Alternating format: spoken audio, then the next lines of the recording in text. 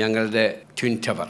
ഇത് സമ്പാദ്യത്തിനുള്ള മാർഗമല്ല, പക്ഷേ ഇത് കുറേ ആളുകൾക്ക് 10-30,000 നമ്മുടെ അടുത്ത തലമുറയ്ക്ക് ജോലി കിട്ടാൻ വേണ്ടിയിട്ടാണ്. ബാംഗ്ലൂരിൽ ലക്ഷക്കണക്കിന് ആൾക്കാർ ജോലി ചെയ്യുന്നുണ്ട്, മലയാളികൾ. അവരൊക്കെ ഇവിടെ വന്ന് ജോലി ചെയ്യണം. അപ്പോൾ ഇത് തുടങ്ങിയപ്പോൾ എന്നോട് പറഞ്ഞു ഇതിങ്ങനെ നടക്കുമോ എന്ന്. കാരണം 115 ഉറുപ്പിക പെർ സ്ക്വയർ ഫീറ്റിനാണ് ബാംഗ്ലൂർ.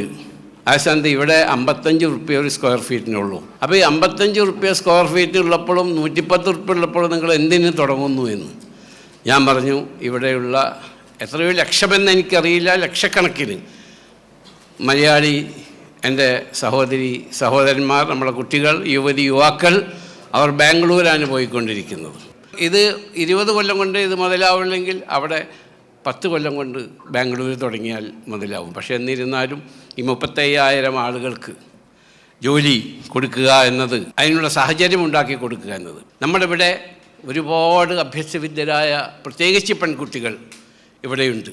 അവരൊക്കെ പുറത്തു പോയി ജോലി ചെയ്യാന്ന് പറഞ്ഞാൽ അവർക്ക് ബുദ്ധിമുട്ടാണ്. ശ്രീനാരായണ ഗുരുദേവൻ പറഞ്ഞു, ഭിക്ഷയോ ദാനമോ കൊടുക്കുന്നതിനേക്കാൾ തൊഴിലുകൾ കൊടുക്കുന്നത് ഉത്തമമാണ്. ഭിക്ഷ വാങ്ങുന്നത് ദാരിദ്ര്യം വർദ്ധിപ്പിക്കും, ദാനം വാങ്ങുന്നത് അഭിമാനം നശിപ്പിക്കും. ശ്രീനാരായണ ഗുരുദേവൻ പറഞ്ഞതാണ്. അപ്പോൾ അതിനുള്ള സൗകര്യമാണ് ഇപ്പോൾ നമ്മൾ ഉണ്ടാക്കി കൊടുക്കുന്നത്. ഞങ്ങളുടെ പ്രവാചകനും അത് തന്നെയാണ് പറഞ്ഞത്.